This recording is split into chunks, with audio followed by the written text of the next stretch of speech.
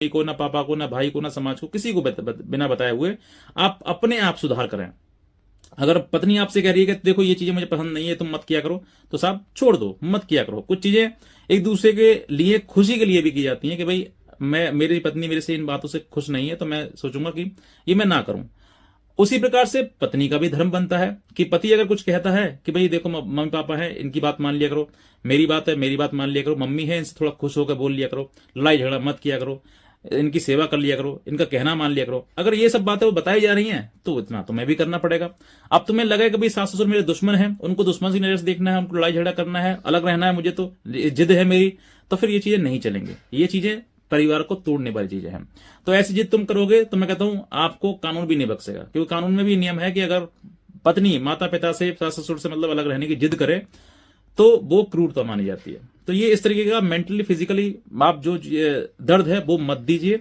जैसे आप जा रही हैं मतलब दूसरे परिवार में जा रहे हैं, तो उन सास ससुर को जो है अपने से ज्यादा बढ़कर सम्मान दीजिए, अपने से ज्यादा उनकी सेवा करिए। क्योंकि ये देखो, ये बुजुर्ग माता पिता हैं, इनका आशीर्वाद जिसको भी लगता है ना, वो फलता है, फूलता है, हर प्रकार से खुशी मिलती है उसको।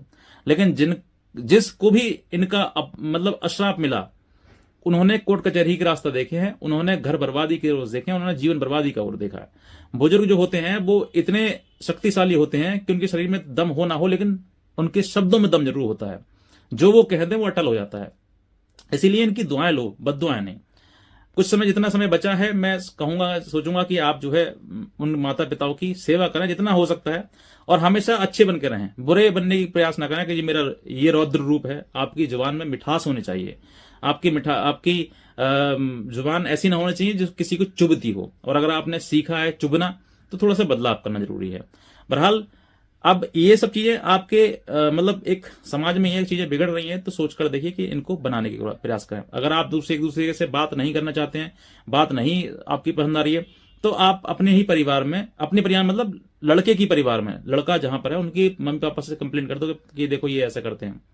नहीं सुधर रहे हैं तो खुद को सुधार लो। ज्यादा सुधारना किसी को ये हो जाता है कि वो व्यक्ति तुम्हें ही फिर कहीं ना कहीं सुधार देता है, कि तुम्हें ही बदल देता है। तो उसको मत बदलो, खुद को बदलना शुरू कर दो। चलो ठीक है, मेरे नसीब में है, जैसा आदमी मुझे मिल गया, अब ठीक है, छोड़ो, मुझे सुधार लेना, मुझे चेंज कर लेना, मैं खुद को चेंज कर लेती हूं। तो चेंज कर लो, एक बदलाव ही तो है, जीवन ही तो है। अगर तुम खुद को सुधार लोगी तो सामने सुधर जाएगा। नहीं सुधरता है तो जीवन तो कम से कम ठीक रहेगा, पति के साथ तो जीवन बीतेगा आपका, इतना तो रहेगा, इतना ही बहुत है। अब मान लीजिए ये चीजें यहां तक रही, अब इससे आगे बढ़ गई, चीजें ना समझ रही हैं, आप भी नहीं समझ रहे, वो भी नहीं समझ रहा, परिवार भी नहीं सुन रहा है उसका, तो फिर आप जो है